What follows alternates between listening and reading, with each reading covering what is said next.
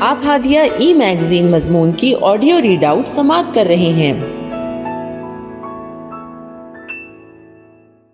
سامعین السلام علیکم ورحمۃ اللہ وبرکاتہ۔ میں نازیہ عمر ہادیہ کے شمارہ مارچ 2026 کے مضمون کی آڈیو پروگرام میں آپ کا استقبال کرتی ہوں۔ آئیے ہم اس کا آغاز ہادیہ کے زمرہ گوشے مطالعہ سے کرتے ہیں۔ کتاب کا نام صوفی کی دنیا، مصنف یوستین گارڈر، ترجمہ پولیت مولے، اور اس کی تبصرہ نگار ڈاکٹر خان مبشرہ فردوس ہیں۔ ناروے کی ایک دوپہر 14 سالہ صوفی اسکول سے گھر واپس آ رہی تھی۔ موسم بہار کا آغاز تھا اور جنگل میں پتے ابھی ابھی کھل رہے تھے۔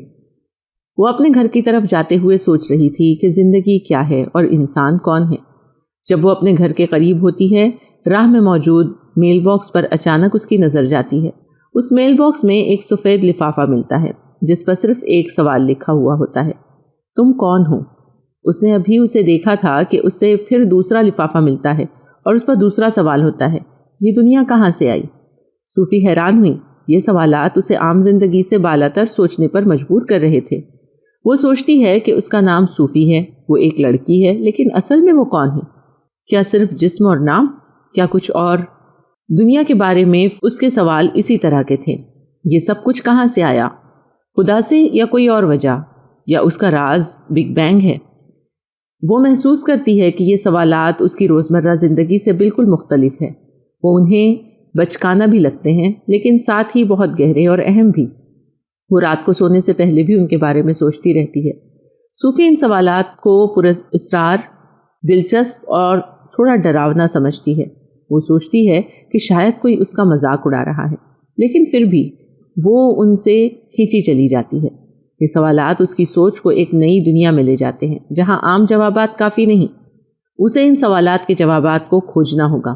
کچھ دنوں بعد صوفی کو ایک بڑا لفافہ ملتا ہے جس میں کئی صفحات ہوتے ہیں۔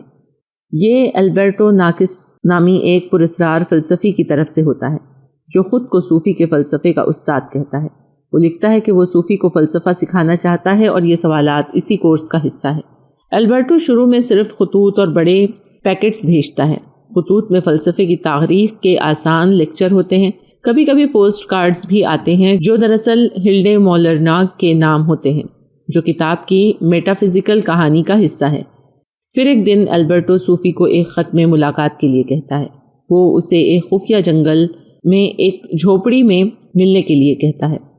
صوفی خوفزدہ بھی ہوتی ہے لیکن تجسس کی وجہ سے چلی جاتی ہے۔ وہاں پہلی بار البرٹو ناکس سے ملتی ہے۔ وہ ایک لمبا بوڑھا آدمی جو سبز ہوڈی پہنتا ہے اور فلسفے کے بارے میں بہت پرجوش انداز میں بات کرتا ہے۔ اس کے بعد البرٹو اور صوفی کی ملاقاتیں جاری رہتی ہے، کبھی جنگل میں، کبھی ایک پرانی چرچ میں، کبھی صوفی کے گھر کے قریب۔ البرٹو صوفی کو سقراط سے لے کر سارتر تک کا فلسفہ سکھاتا ہے اور صوفی ہر ملاقات کے بعد زیادہ سوچنے والی اور حیران ہوتی چلی جاتی ہے۔ یہ سارا عمل بہت پرتجسس، مسٹیریس اور ایڈونچر کی طرح ہے۔ صوفی محسوس کرتی ہے جیسے وہ ایک خفیہ فلسفیانہ اسکول میں داخل ہو گئی ہے۔ اگر آپ یہ ابتدائی حصہ پڑھیں گے تو آپ بھی صوفی کی طرح ان سوالات میں گم ہو جائیں گے اور اس کا تاثر تادیر رہے گا۔ آپ زندگی کو مختلف زاویے سے سوچنے لگیں گے اور آپ کے وجود کا مقصد واضح ہوگا۔ یہ ایک ناول صوفیز ورلڈ 1991 میں دنیا بھر میں ایک شہرت آفاق بیسٹ سیلر ناول ہے جس کے مصنف یوسٹین گارڈر ہیں۔ مصنف چونکہ نارویجین ہیں اس لیے بنیادی طور پر یہ کتاب نارویجین زبان میں لکھی ہوئی ہے۔ اس کتاب کے 50 ملین سے زیادہ نسخے فروخت ہو چکے ہیں اور 40 سے زیادہ زبانوں میں ترجمہ ہو چکا ہے۔ اردو میں بھی اس کے متعدد ایڈیشن دستیاب ہیں۔ یہ ایک ناول ہے جو فلسفے کی تاریخ کو ایک دلچسپ کہانی کے ذریعے بیان کرتی ہے اور خاص طور پر نوعمر قارئین کے لیے لکھی گئی ہے۔ انگلش میں امریکی مترجم پولیٹ مولر کا ترجمہ معیاری ترجمہ ہے جسے بیسٹ سیلر کا اعزاز حاصل ہے۔ یہ ناول فلسفیانہ سوالات کے جوابات سے اپنے قاری کو مطمئن کرتا ہے۔ فلسفے کے خشک ترین موضوع کو کہانی کے طور پر سمجھایا گیا ہے۔ کہانی ایک 14 سالہ نارویجین لڑکی صوفی آمونسن کے گرد گھومتی ہے۔ کہانی کی پیش کرنے کا انداز اتنا دلچسپ ہے کہ قاری خود بخود اس سے جڑ جاتا ہے۔ اس ناول میں جملہ 35 ابواب ہے۔ پہلا باب جس کا عنوان ہے جنت کا باغ، دا گارڈن آف ایڈن۔ یہ پہلا باب قاری کی ذہنی سطح کو فلسفہ سمجھنے کے قابل بناتا ہے۔ کہانی کے انداز بیان میں اس طور پر سادگی ہے کہ انٹولوجی اور میٹافزکس کے بنیادی خشک ترین موضوع کو آسانی سے قاری کا دماغ قبول کرنے لگتا ہے۔ ناول کی خوبی اس کی پراسراریت ہے جو درمیان سے قاری کو اٹھنے نہیں دیتی۔ ایک پراسرار فلسفی البرٹو ناکس اسے خطوط اور ملاقاتوں کے ذریعے فلسفے کی تعلیم دینا شروع کرتا ہے۔ کتاب سقراط سے لے کر جدید فلسفیوں جیسے جین سارتر تک کی تاریخ کا احاطہ کرتی ہے۔ یہ سب ایک ناول کی شکل میں پیش کیا گیا ہے۔ یہ کوئی خشک فلسفے کی کتاب نہیں بلکہ ایک ایڈونچر اور مسٹری ہے جو قاری کو فلسفیانہ سوچ کی طرف کھینچتی چلی جاتی ہے۔ مصنف نے پیچیدہ خیالات کو بہت آسان اور دلچسپ انداز میں بیان کیا ہے، جیسے ایک استاد اپنے شاگرد کو سمجھا رہا ہو۔ ان سوالات کے ساتھ ساتھ سقراط، افلاطون، ارسطو، ڈیکارٹ، اسپینوزا، کانٹ اور سارتر جیسے فلسفیوں کے نظریات سادہ اور دلچسپ انداز میں بیان کیے جاتے ہیں۔ کہانی آگے بڑھتے ہوئے ایک حیرت انگیز موڑ لیتی ہے جو قاری کو حقیقت اور فکشن کے فرق پر غور کرنے پر مجبور کر دیتی ہے۔ یہ کتاب فلسفے سے دلچسپی پیدا کرنے کے لیے بہترین ہے۔ اگر آپ نے کبھی فلسفہ نہیں پڑھا تو یہ ایک مزیدار آغاز ہے۔ یہ نہ صرف معلومات فراہم کرتی ہے بلکہ سوچنے پر مجبور کرتی ہے کہ ہماری دنیا کا وجود اور حقیقت کیا ہے۔ اس ناول کا دوسرا باب دا ٹاپ ہیٹ ہے، جس میں مصنف نے اس سے پہلے باب میں اٹھائے گئے سوالات سے مربوط کیا ہے اور جادو کی مثال سے یہ بتایا کہ دنیا کیسے وجود میں آئی اور فلسفہ کیسے شروع ہوا۔ اس بات کی ابتدا کچھ اس طرح ہوتی ہے، تصور کریں کہ آپ ایک چھوٹے سے کمرے میں بیٹھے ہیں اور اچانک کوئی جادوگر سامنے آتا ہے۔ وہ اپنی سیاہ ٹاپ ہیٹ اٹھاتا ہے اور اس میں سے ایک سفید خرگوش نکلتا ہے۔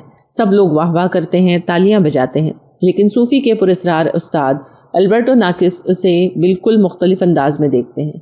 یہ باب بالکل ایسے ہی شروع ہوتا ہے، ایک جادوئی تمثیل سے۔ البرٹو صوفی کو خط لکھتا ہے اور پوچھتا ہے خرگوش تو ٹھیک ہے لیکن وہ سفید خرگوش کہاں سے آیا؟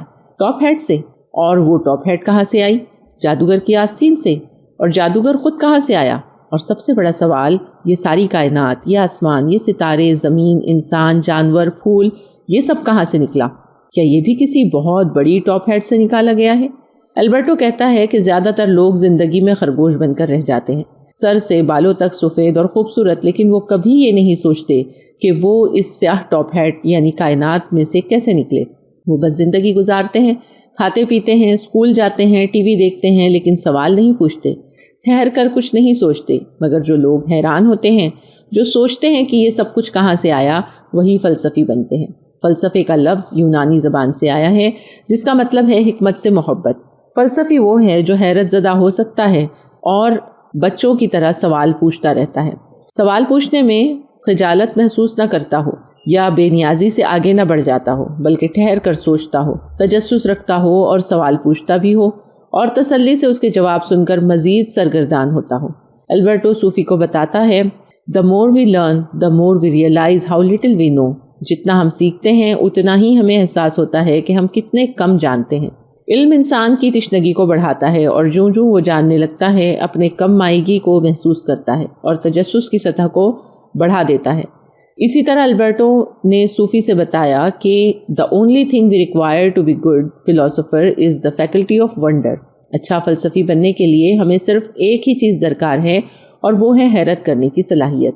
یہ بات بہت دلچسپ ہے کیونکہ یہ آپ کو فوراً ایک جادوئی کہانی میں کھینچ لیتا ہے اور پھر اچانک آپ کو اپنی زندگی پر غور کرنے پر مجبور کر دیتا ہے۔ البرٹو کہتا ہے کہ کائنات کا سب سے بڑا راز یہ ہے کہ وہ موجود ہے۔ کچھ بھی نہ ہونا بھی تو ممکن تھا، لیکن کچھ ہے اور وہ کچھ بہت خوبصورت، پیچیدہ اور حیرت انگیز ہے۔ آخر میں البرٹو صوفی کو چیلنج دیتا ہے، اب تم خود سوچو، کیا تم صرف اس خرگوش کے بالوں کے سرے پر بیٹھی ہو یا تم ٹاپ ہیٹ کے راز کو جاننا چاہتی ہو؟ یہ باب پڑھتے ہوئے آپ محسوس کریں گے کہ آپ کی سوچ ایک دم سے کھل گئی ہے۔ یہ کوئی خشک لیکچر نہیں بلکہ ایک جادوئی دعوت ہے جو آپ کو فلسفے کی دنیا میں داخل ہونے کی طرف بلاتی ہے۔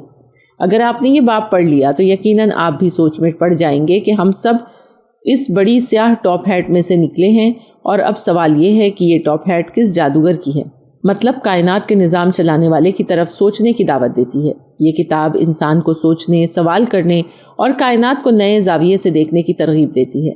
اس کا مرکزی پیغام یہ ہے کہ سوال کرنا اور غور و فکر کرنا انسان کی اصل پہچان ہے۔ فلسفہ محض مشکل اصطلاحات کا مجموعہ نہیں بلکہ روزمرہ زندگی سے جڑا ہوا عمل ہے۔ صوفی کی دنیا فلسفے کو عام قاری، خاص طور پر نوجوانوں کے لیے قابل فہم بناتی ہے۔ ناول اور فلسفے کا امتزاج اسے تعلیمی ہونے کے ساتھ ساتھ دلچسپ بھی بناتا ہے۔ اس کے دیگر ابواب میں تیسرا باب اساطیر یعنی دی میتھس ہے۔ یہ قدیم اساطیری توضیحات اور قدرتی فلسفیوں کا تعارف پیش کرتا ہے، جبکہ چوتھا باب قدرتی فلسفی دی نیچرل فلاسفرز ہے، جو پری سقراطی فلسفیوں جیسے تھیلز انیگزیمینڈر پر بحث کرتا ہے۔ انیگزیمینڈر تھیلز کا شاگرد اور جانشین تھا۔ وہ بھی میلت سے تھا اور پہلا شخص تھا جس نے فلسفے پر کتاب لکھی تھی۔ اس کا بنیادی خیال ہے کہ کائنات کی اصل اپیرون ہے، یعنی لامحدود یا بے انت مادہ۔ یہ کوئی مخصوص عنصر جیسے پانی نہیں، بلکہ ایک لامتناہی، ابدی اور غیر معین چیز ہے جو نہ بوڑھا ہوتا ہے نہ مرتا ہے۔ پانچواں باب ڈیموکریٹس ہے، اس میں ایٹم تھیوری کا تعارف ہے، جبکہ چھٹا باب فیٹ، مقدر، قسمت اور قوت ارادی پر غور کرنے کی دعوت دیتا ہے۔ ساتواں باب سوکریٹس ہے، اس باب میں سقراط کی زندگی اور سوال کرنے کے طریقے کی وضاحت ہے۔ اسی طرح اگلے ابواب کچھ اس طرح بترتیب ہے: ایتھنس، قدیم یونان کی ثقافت، پلیٹو یعنی افلاطون، اس میں افلاطون کے خیالات کی دنیا اور غار کی تمثیل بیان کی گئی ہے۔ میجر کی جھوپڑی کی کہانی، دی میجرز کیبن، میں ایک نئے موضوع کا آغاز ہوتا ہے۔ مورہیلڈے کا تعارف اور میٹافکشن شروع ہوتا ہے۔ اس طرح مختلف ابواب پڑھنے سے تعلق رکھتے ہیں۔ لاسٹ کا باب بگ بینگ تھیوری ہے۔ اگرچہ کتاب فلسفے کا جامع تعارف فراہم کرتی ہے، مگر بعض مقامات پر معلومات کی کثرت کہانی کی رفتار کو سست کر دیتی ہے۔ اس کے باوجود مصنف کا اسلوب قاری کو بور نہیں ہونے دیتا۔ صوفی کی دنیا، صوفیز ورلڈ، بنیادی طور پر مغربی فلسفے کی تاریخ کا ایک دلچسپ ناول ہے، جو سقراط سے لے کر جدید دور جین سارتر وجودیت تک کے فلسفیوں کی خیالات پیش کرتا ہے۔ یہ کتاب خود کوئی نیا فلسفہ پیش نہیں کرتی، بلکہ فلسفے کو ایک کہانی کے ذریعے آسان بناتی ہے۔ تاہم بحیثیت مسلم ہم اس پر یہ تبصرہ کرنے میں حق بجانب ہیں کہ مغربی دنیا کی یہ فلسفے اسلامی عقائد سے ٹکراؤ رکھتے ہیں۔ اسلام زندگی گزارنے کا طریقہ ہے اور دین اور فلسفے میں بہت فرق ہے۔ مغربی اور مشرقی فلسفے کا مطالعہ ایک داعی اور طالب علم کے لیے ناگزیر ہے، تاکہ وہ دین اور فلسفے کے درمیان فرق محسوس کر سکے۔ فلسفے سے متعلق اس ناول کی تقابل مطالعہ کی دعوت کو تسلیم کیا جانا چاہیے۔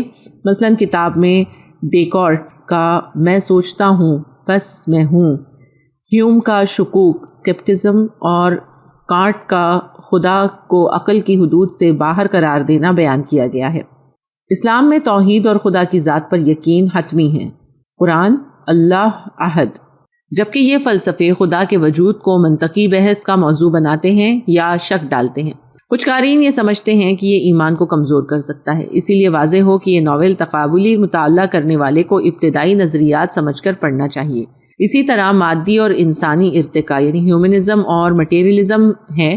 جدید فلسفوں سے جیسے مارکس مادی تاریخ، ڈارون ارتقاء اور فرائیڈ لاشعور پر بحث ہے، جو دنیا کو خالص مادی اور انسانی عقل پر مبنی دیکھتے ہیں۔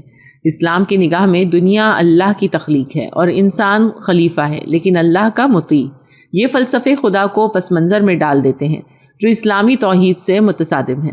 مزید یہ کہ مذاہب کا موازنہ اور توہم پرستی کا ذکر کتاب میں ایک جگہ کیا گیا ہے کہ اگر کوئی عیسائیت یا اسلام پر یقین رکھتا ہے تو اسے ایمان کہتے ہیں، لیکن دوسروں کے عقائد کو توہم پرستی۔